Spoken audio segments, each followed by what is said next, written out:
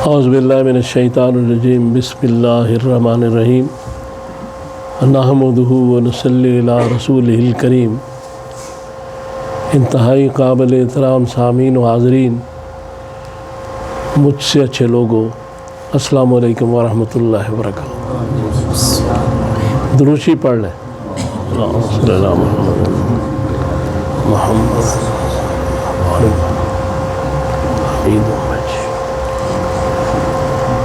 قرآن پاک کی سورہ نساء کی آیت نمبر 32 میں اللہ تعالیٰ نے جو ارشاد فرمایا اس کا مفہوم یہ ہے کہ بعض لوگوں پر کچھ معاملات میں فضیلت دی جاتی ہے، تو یہ کہا گیا ہے کہ دوسرے لوگ اس کے بارے میں تمنا نہ کریں، ہوس نہ کریں، لالچ نہ کریں، چونکہ اللہ کا فیصلہ ہے۔ اور پھر مرد اور عورت جو اعمال کریں گے ان کو برابر کا اس کا سزا اور جزا کا حساب ملے گا۔ اور اس کے بعد یہ کہا گیا کہ اللہ کا فضل جو ہے وہ مانگو، اور اللہ تبارک تعالیٰ ہر چیز کا علم رکھتے ہیں، ہر چیز سے واقف ہے۔ یہ مفہوم ہے اس آیت کا۔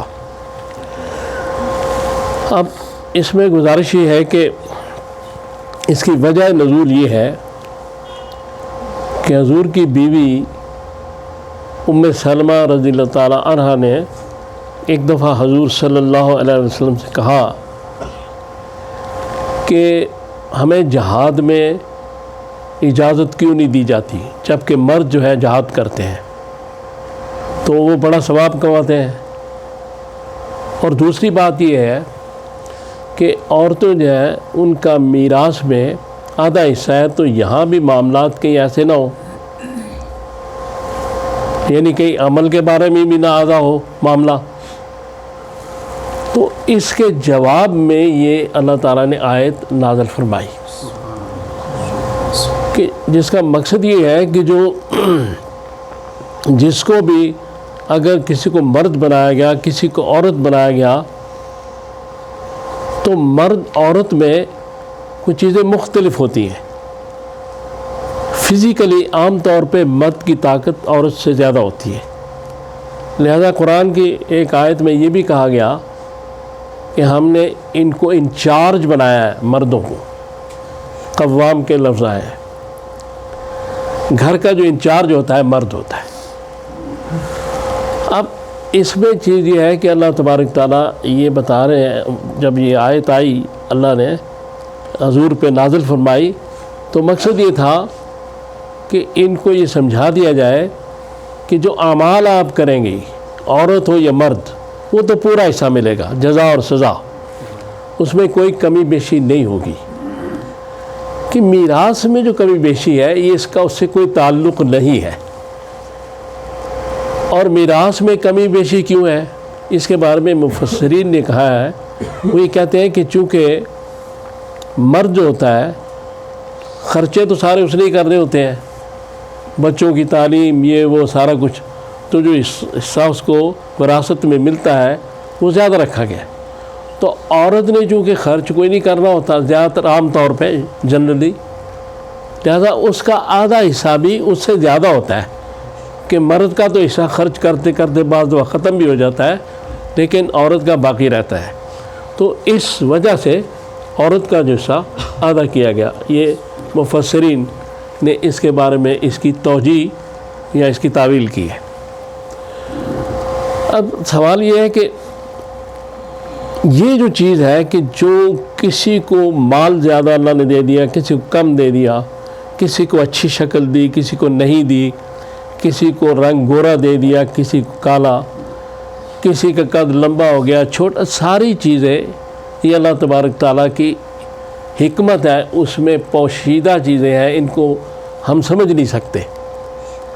اس بارے میں یہ آیت ایک واضح لائحہ عمل دے رہی ہے، ایک فارمولہ، ایک پرنسپل، ایک قانون بنا رہی ہے کہ اگر کسی کو زیادہ دیا گیا ہے تو یہ تو ہو سکتا ہے تو اپنے لیے دعا کرو کہ اللہ تعالیٰ تمہیں بھی زیادہ دے، لیکن اس کے ساتھ حسد نہ کرنا کہ اس کو زیادہ کیوں دیا گیا، مجھے کم کیوں دیا گیا، کیونکہ حسد جو ہے ایک معاشرتی ناسور ہے، ایک بہت بڑا کینسر ہے۔ اس کی وجہ سے غیبت، جھوٹ، بہتان اور قتل و غارت گری، حسد کی وجہ سے ساری چیزیں پیدا ہوتی ہیں۔ لہذا اس آیت میں ایک بڑا پیغام یہ دیا گیا کہ جب آپ ہر کام اللہ پہ چھوڑ دیں گے کہ جو بھی اس نے کیا بہتر کیا، مجھے کم دیا تو شاید اس میں کو بہتری تھی، مجھے زیادہ دیا تو شاید اس میں کو بہتری تھی۔ اور بعض لوگوں کو زیادہ دیا جاتا ہے وہ اللہ کی راہ میں بھی خرچ کرتے ہیں، بعض کو زیادہ دیا جاتا ہے وہ نہیں کرتے، بعض کم میں بھی اللہ کی راہ میں خرچ کرتے ہیں، بعض کم میں بھی نہیں کرتے۔ تو لہذا یہ اللہ تعالیٰ کی حکمت ہے، کس کو زیادہ دیا کس کو کم دیا، اس میں اس آیت میں یہ واضح پیغام دیا گیا ہے۔ پھر اس کے بعد یہ بات کی گئی دوبارہ، پھر حضرت ام سلمہ، دونوں بخاری کی حدیث ہیں، انہوں نے یہ کہا رسول اللہ صلی اللہ علیہ وسلم سے کہ یہ جو اللہ تعالیٰ خطاب کرتا ہے مومنین سے قرآن میں، کیا ہے مومنوں، تو عورتوں سے تو خطاب ہی ہوتا، مردوں سے ہی خطاب ہو رہا ہے اللہ تعالیٰ کا۔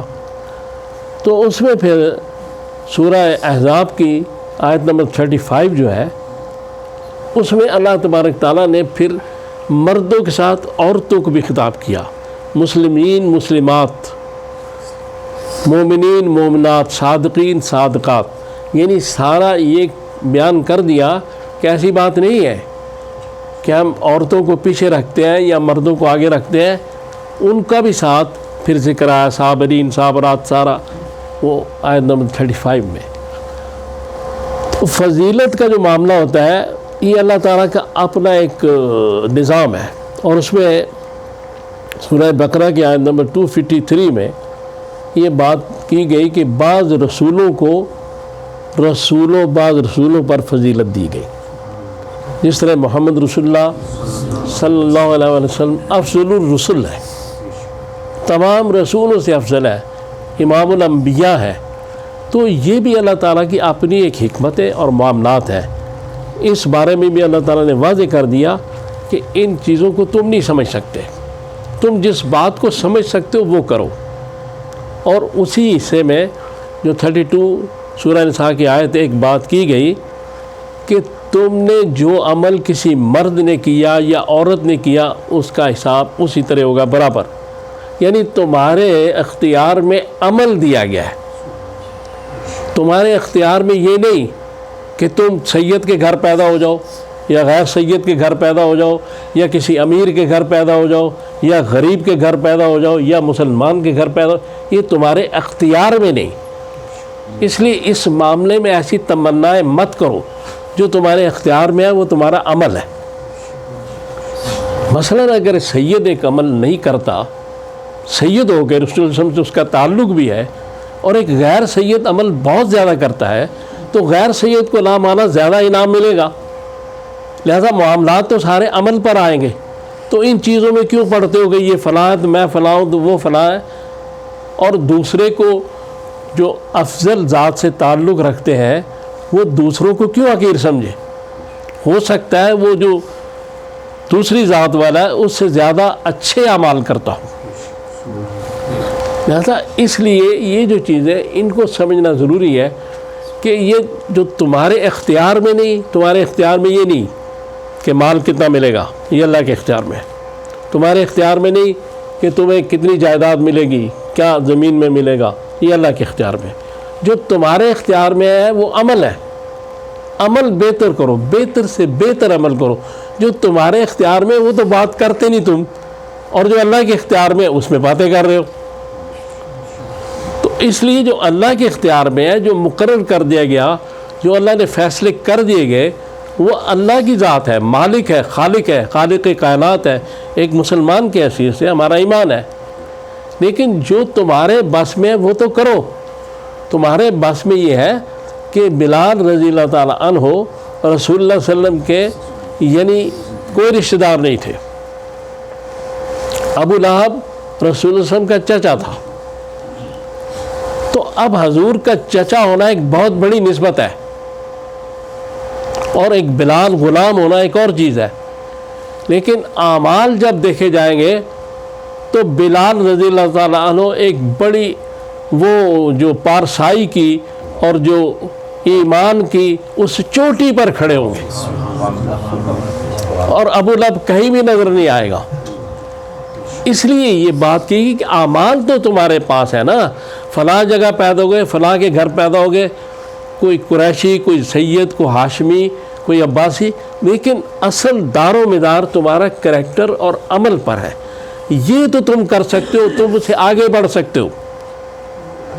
رابعہ بصری ایک عورت تھی لیکن کئی مردوں سے افضل ہے، تو اس لیے سوال وہاں صرف یہ اس آیت میں بڑی چیزیں بیان کی گئی ہے، اس میں بڑی گہرائی ہے۔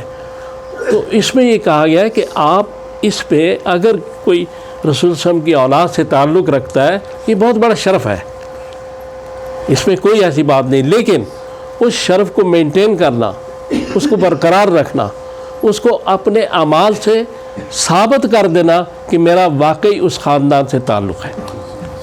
اصل بات یہ ہے، اصل بات یہ نہیں میں کہاں پیدا ہوں، میں کون ہوں، میں غریب ہوں یا امیر ہوں، اس سے تعلق ہی نہیں۔ اصل بات یہ ہے کہ اللہ تعالیٰ اور اس کے رسول کی احکامات جو ہے، ایک مسلمان کی سب سے جو بڑی دولت ایمان ہے، ہدایت ہے۔ اگر یہ ہے تو کہیں بھی پیدا ہوا، کتنا بھی مال رکھتا ہے، کیسا بھی رنگ ہے، کیسا بھی قد ہے، وہ سب سے آگے۔ تو اللہ تعالیٰ سے دعا کریں، اللہ تعالیٰ مجھے اور آپ کا توفیق دے کہ میں نے جو باتیں کی ہیں ہم ان پہ عمل کر سکیں۔ صلی اللہ تعالیٰ علی خیر خلقہ محمد و آلہ و صحبہ اجمعین برحمتک۔